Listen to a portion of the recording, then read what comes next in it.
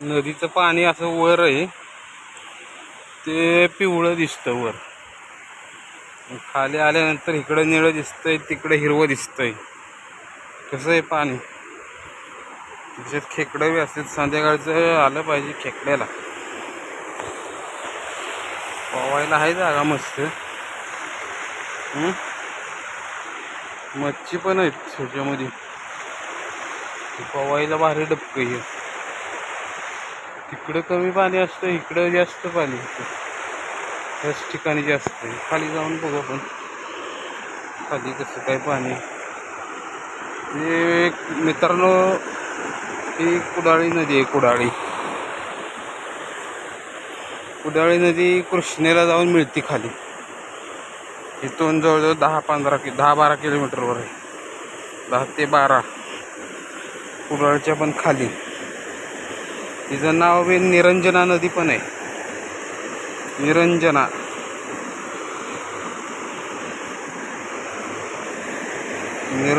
नदीतून आपण आता खडकाखडावरून वाट काढत चाललोय. जशी स्वच्छता आहे नदीमध्ये, फक्त त्या पुलाच्या तिथं जरा लोक कपडे म्हणा हे जे काय टाकतात हार. नदी स्वच्छ ठेवली तर बरं वाटतं जरा. बघा घे का नाही, स्वच्छ असतं की नदी किती भारी वाटते.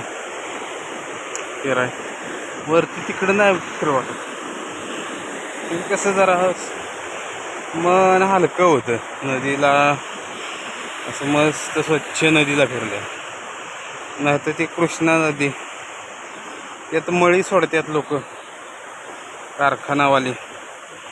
आणि तिथल्या गावातली लोक, खडकी बिडकी गावातली लोक बघत बसतात त्या मळीकडं. पण कोण काय बोलत नाही त्या कारखान्यावाल्याला. का तर स्वार्थ आहे ना त्यांचा. स्वार्थ म्हणजे असा आहे की खडकीमध्ये ऊसाचं उत्पन्न भरपूर होतं, आणि मग प्रत्येकजण ऊसवाला. मग ते कारखान्यावाल्याला बोलणार कोण. अशी खडकीवाल्यांनी झाली गोची.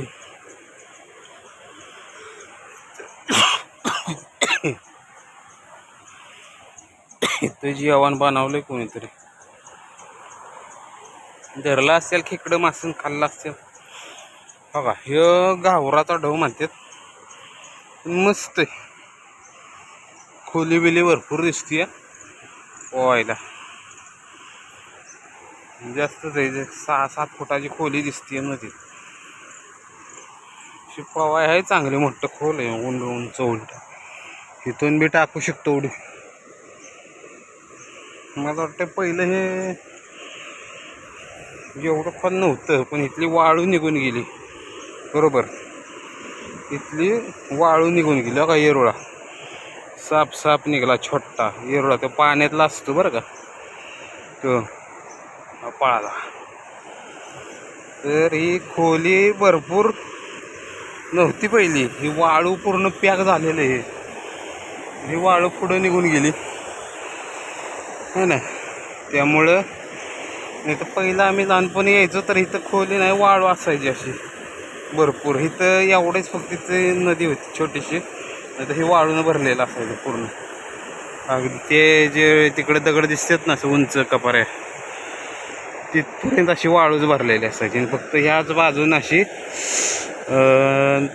काय म्हणायचं, थोडीशी नदी व्हायची. त्याच बाजूनच जायची छोटीशी. उन्हाळ्यात तर बेकार कंडिशन असते. आता सध्या नोव्हेंबर चालू आहे. त्यामुळे आता बघू, जाऊन तिकडं बघू या बाजूला कसं काय दृश्य आहे, काय दिसतंय. काय यायचं नाही बेरले तर मग काहीच करू शकत नाही माणूस. विषय हा झालाय. बिहून किती दिवस बसायचं. ही पाण्यातली मोटर टाकून ठेवली, त्याला पाईप नाही जोडला, काही नाही. पाईपा काढून ठेवलेत. मोटर पडली तशीच. काय आपल्याला काय घेऊन देणं नाही त्याचं. खाली बघून फक्त चालायचं. काळजी घेतली की सगळं होतं. कसं असतं, बेहणं आणि काळजी घेणं ह्यात जमीन आसमानचा फरक आहे. मित्रांनो. भेलं नाही पाहिजे, पण काळजी घेतली पाहिजे. पावलागणीच काळजी घ्यायची. आपण काय करतोय, पुढं काय संकट दिसते, नाहीतर पुढं संकट असताना सुद्धा त्या संकटाला न भिणं, काळजी न घेणं, त्याला मूर्खपणा म्हणतात. मूर्खपणा. तपशील हा चांगला स्पॉट आहे बघा. वाळू बिळू एक नंबर. असा स्पॉट मला खूप आवडतो. त्याच्या बाजूला असं टेंट लावायचा बघा. तर माझे टेंट विंट आहे, मी आता बघणार आहे टेंट बिंट लावून आहे ना, मस्त मध्ये अख्खा दिवस त्याच्यात काढायचा. काहीतरी मॅगी बिगी आणायची, बनवायची, खायची. अशी वाळू आणि असं पाणी असलं ना मग बरं वाटतं. मग आणि खडक पण असलं थोडाफार, तिकडं कपडे बिपडे धुवाय जागा मस्त मध्ये. इथं टेंट माराय जागा चांगली. खूप छान लोकेशन आपल्याला सापडलेलं आहे हे. इकडं बाजूला नदी पण चांगली स्वच्छ आहे, वाईट सुद्धा घाण नाही. मस्तच आवडलेलं आहे मला हे लोकेशन. आता इथं एक दिवस पूर्ण टेंट टाकून बसायचं. दिवसाचं काम नसलं की मोकळ्या वेळात सकाळी 8-9 वाजता मस्त मध्ये टेंट टाकायचा. इथं टेंट टाकायचा आणि असं कपडे बिपडे असतील ती घेऊन यायची धुवायला. कपडे धुवायची, आंघोळ करायची, वाळत घालायची. मग जेवणाचं बघायचं. जेवण काहीतरी करायचं. तिथं हालचाल होतीये खूप जास्त. झुडपात काहीतरी शिरलेलं आहे. इकडं हा घाट पण आहे बघा, आणि खाली पूल दिसतोय, बंधारा.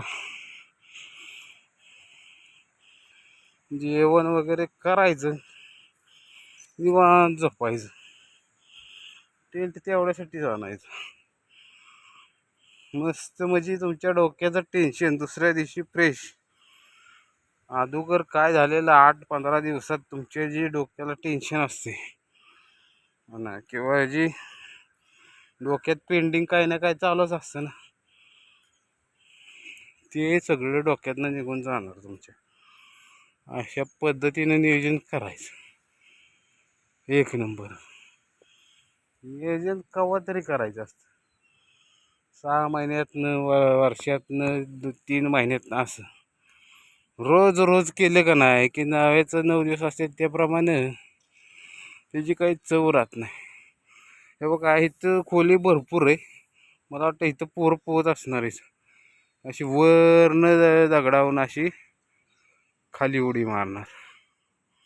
इकडं घाट पण नाही बघा, पण घाटाचं काय झालंय, पाण्याची उंची कमी झाली म्हणून तिथं कोणी दिसेना. नंतर तिकडं खाली होते ती कपडे बिपडे टप्पलाच्या खाली. पण जाऊया आपण तिकडे बी आता. इथून तर काय डायरेक्ट रस्ता नाही, मग तिथनं पलीकडे जायला लागेल. चला तिकडे जाऊ. बघा अशी तर अवघड वाटे जरा वर चढून जायला. दगडातनं खडकातनं उघड झोबड जायचं, ह्यातच मजा आहे खरी. केव्हा तरी करायला मज्जा असते. रोज एकच गोष्ट केली ना की त्यात मज्जा नाही राहत. घाटावून खाली उतरायचं का, काही खाली नाही एवढं पाणी नाही, खोल आहे.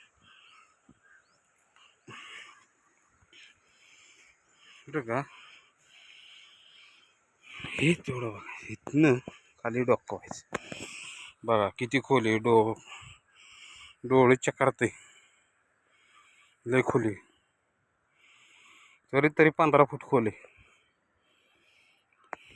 खडक आहे, ओरिजिनल खडक.